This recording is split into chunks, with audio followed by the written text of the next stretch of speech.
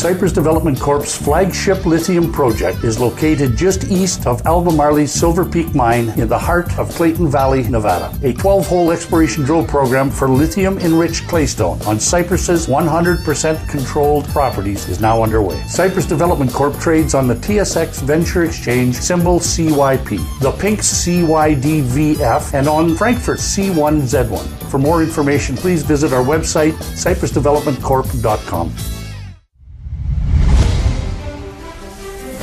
Welcome to the Goddard Report. Comments made on the Goddard Report and TalkDigitalNetwork.com are an expression of opinion only. Here is Jim Goddard. My guest is investigative reporter Bob Mackin, publisher of TheBreaker.News. Welcome back to the show, Bob. Thank you. Bob, what's the breakdown with the scandal about expenses at the BC Legislature? Well, the scandal continues because Craig James is no longer the clerk, but he was allowed to retire in disgrace.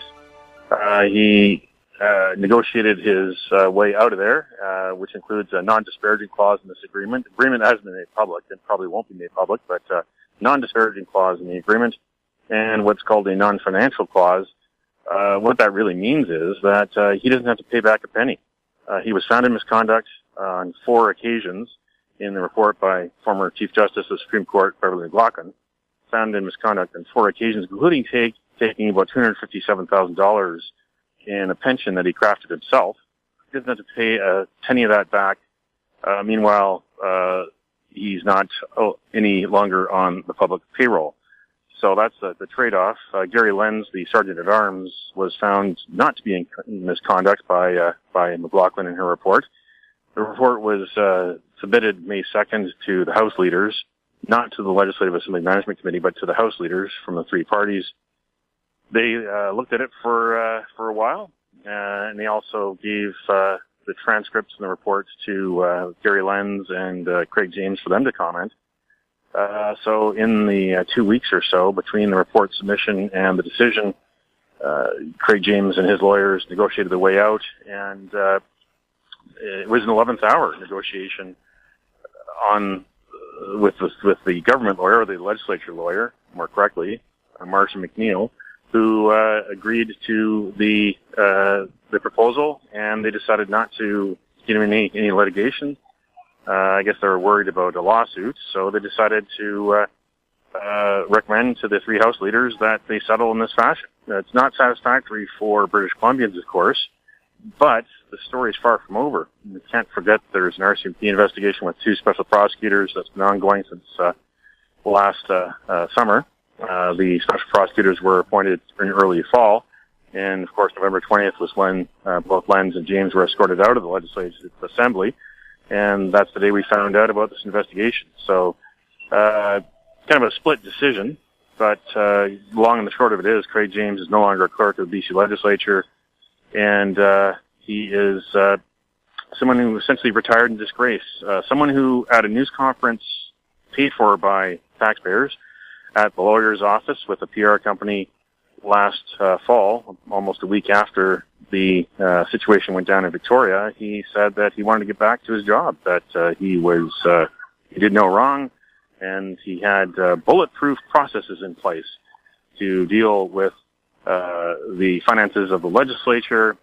But fast forward to mid-May, he changed his tune after being found in misconduct on multiple occasions for the way he spent money, the way he bought things for personal use, and the way he was trying to get even more money for himself to pad his pocket.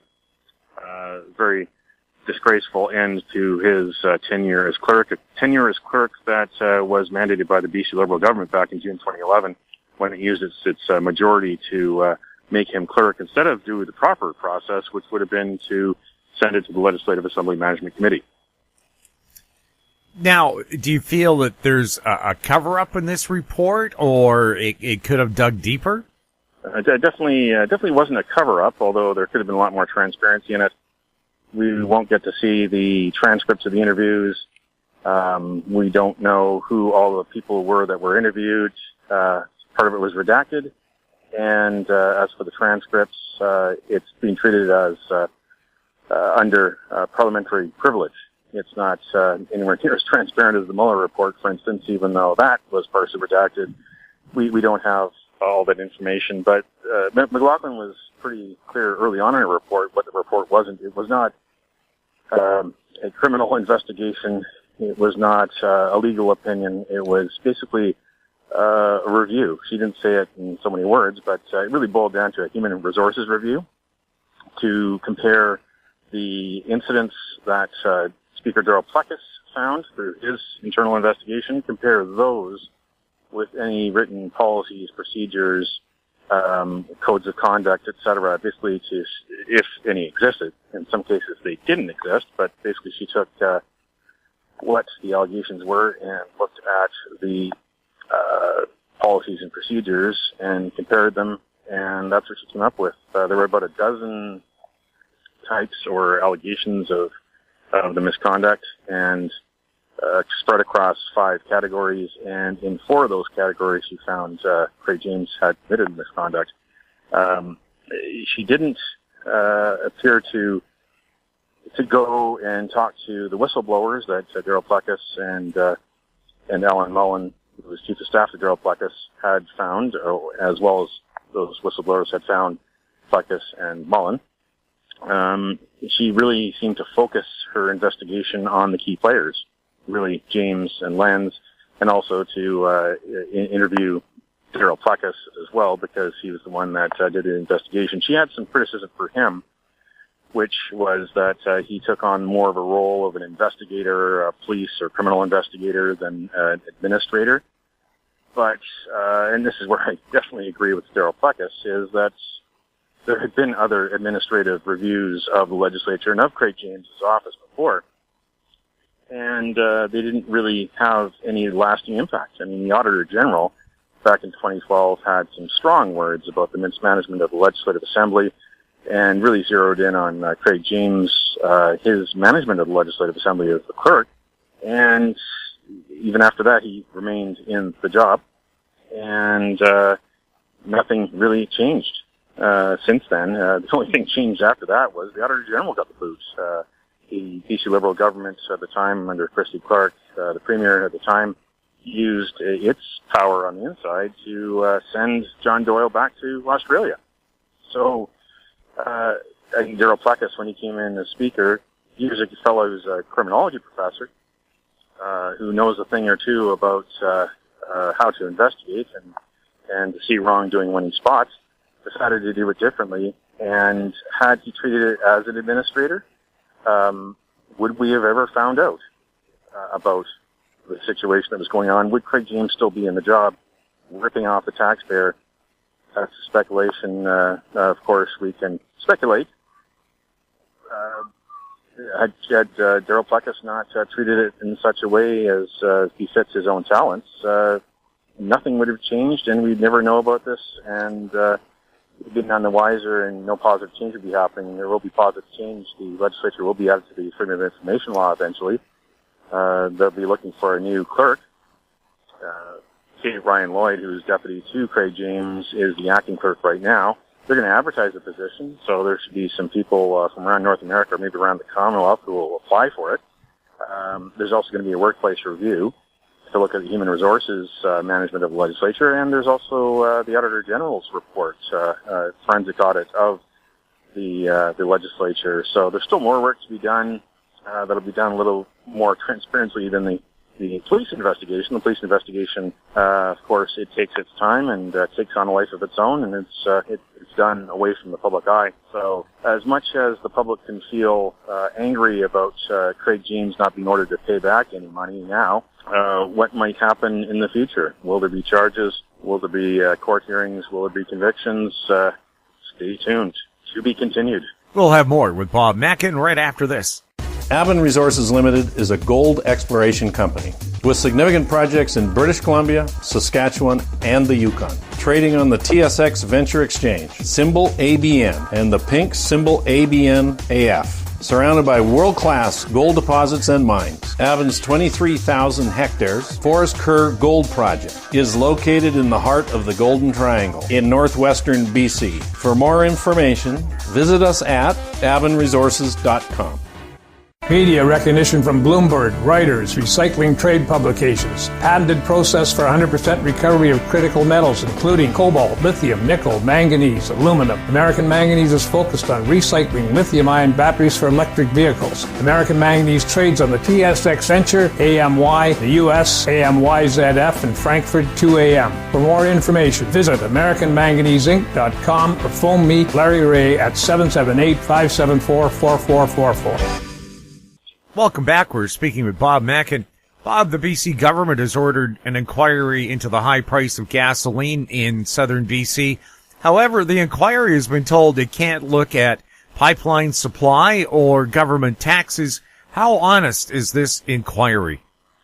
Well, I think they should look at the entire ball of wax of how the price at the pump, the price at the signs of the gas stations is made. That would be a thorough inquiry to show us everything there. And I don't think they should be, as bashful as they are about the taxation part of it, because I think there's a lot more that does go into gas prices here in BC than just the tax. And I can see what the government's doing with the tax right now. They don't want to give any tax relief because the more money they collect right now, some of the money is taken as a percentage of, and some of the money is taken as a cents figure of the price. The more money they collect now goes into big ticket transit projects such as the Broadway subway and also the Surrey SkyTrain, and of course the way the NDP does it, they have their accords with unions so that unions get priority, and unions of course cost more to make projects.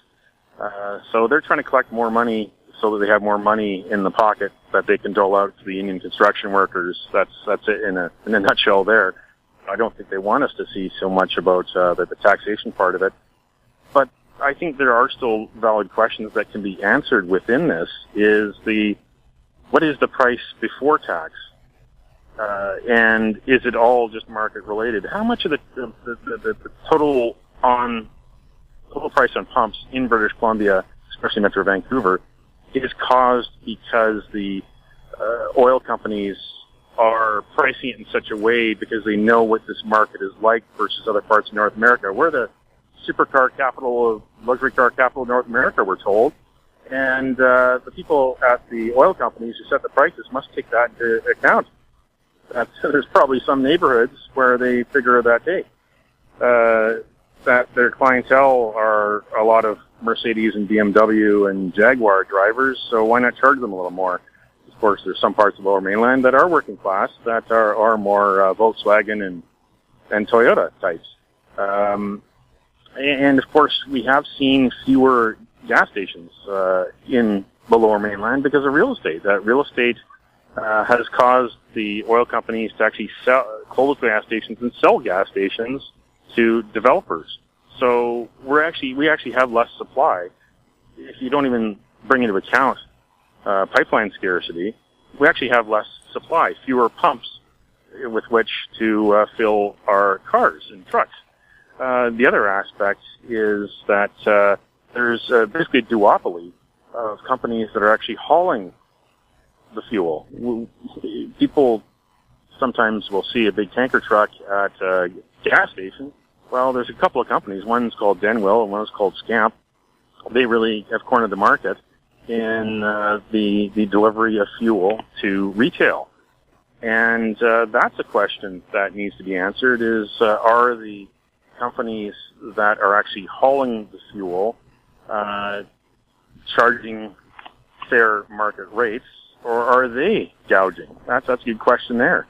And why don't we have the Competition Bureau involved here like it is involved back east? If you go to the Competition Bureau, or Competition Bureau and Competition Tribunal websites, you can see that there have been numerous investigations and prosecutions in Eastern Canada for price gouging at the pumps, but nothing on this side of the continent. Why do we have to wait for the BC Utilities Commission to get involved and ask these questions when, in fact, the federal regulator, whose job it should be, doesn't seem to be paying much attention to British Columbia. Why don't we have more transparency in gas price setting? I mean, you don't want to begrudge the, private company selling into the market from making a profit, but are they going overboard? And is there collusion going on? Are the companies which are supposed to be competing actually collaborating and colluding and deciding the prices we pay? I think that is another important part of it.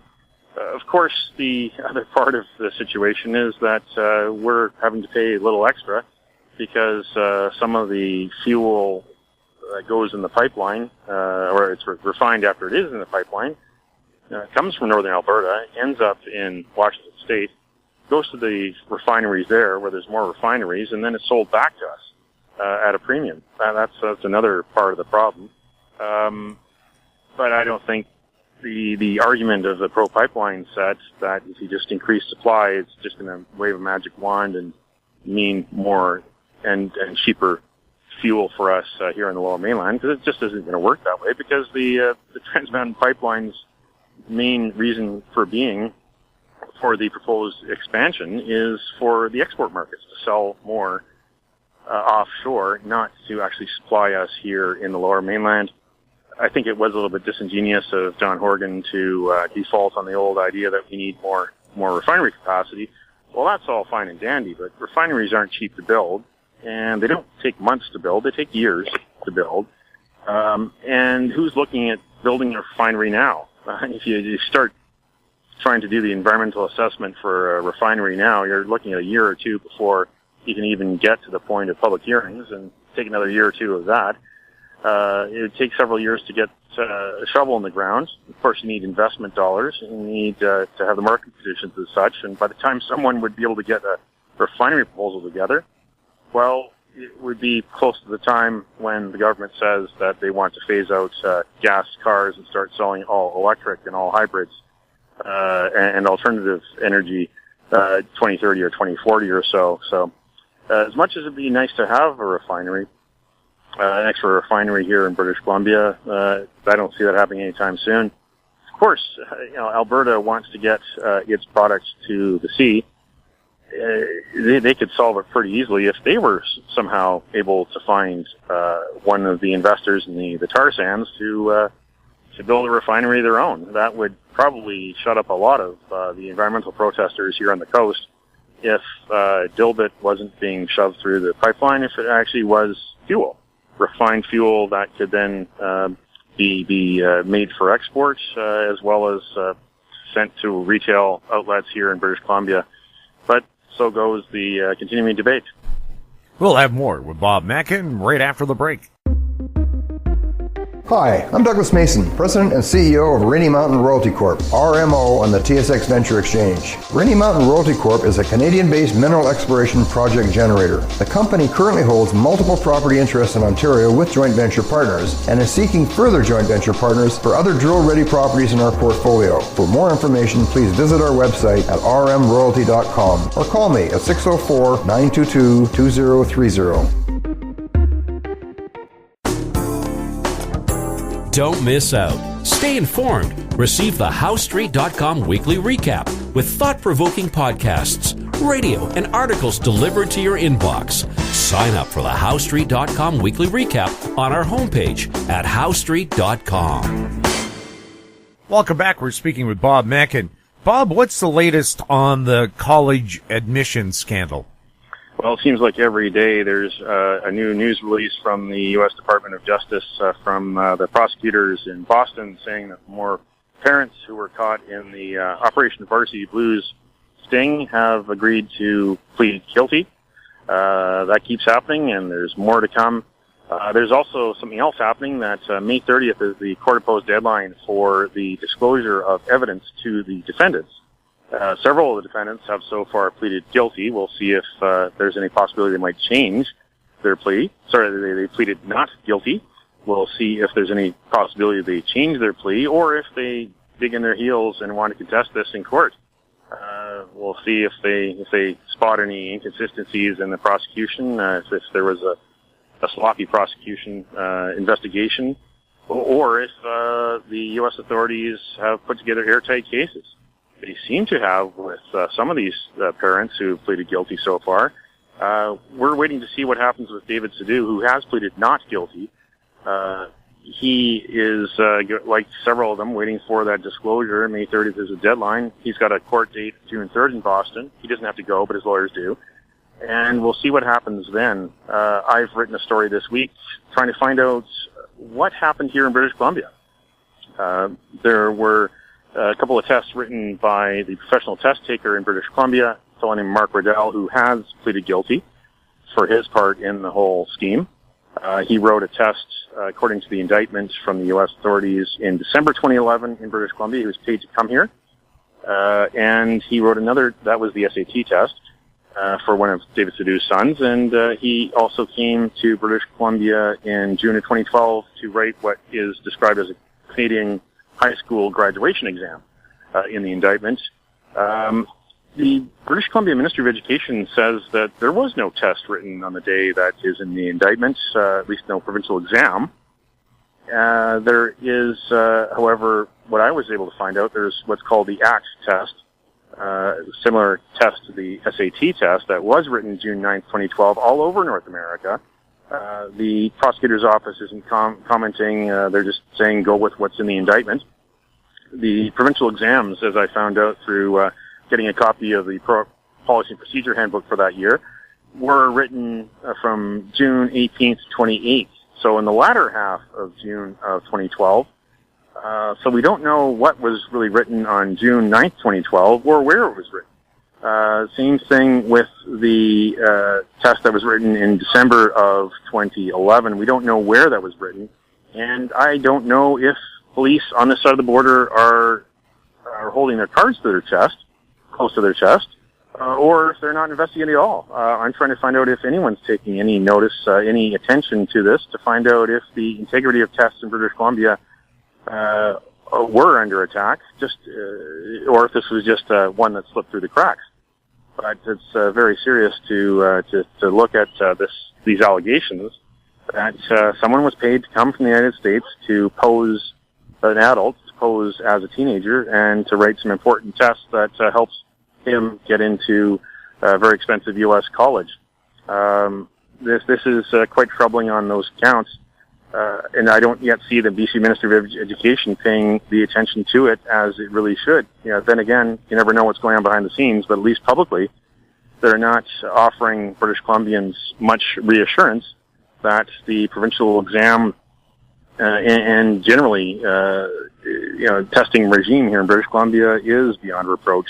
I think that's quite troubling. But then again, this story is also gaining more attention in the United States. It is mostly an American story, but this is tied to U.S. college athletics, to sports as varied as rowing and soccer. And when it comes to U.S. colleges and sports, the sports aspect of it seems to encourage greater passion in the university and college system. Not that Canada has less passion in the system, or less interest, but when you add the sporting component to it and the rivalries and people's own personal allegiances, that's what has made this story really resonate in the United States.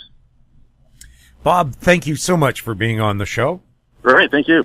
My guest has been award-winning investigative reporter Bob Mackin, publisher of thebreaker.news. If you have any questions for Bob or any of our other guests, you can send them to info@howstreet.com. I'm Jim Goddard. Thank you for listening. Comments made on the Goddard Report and TalkDigitalNetwork.com are an expression of opinion only.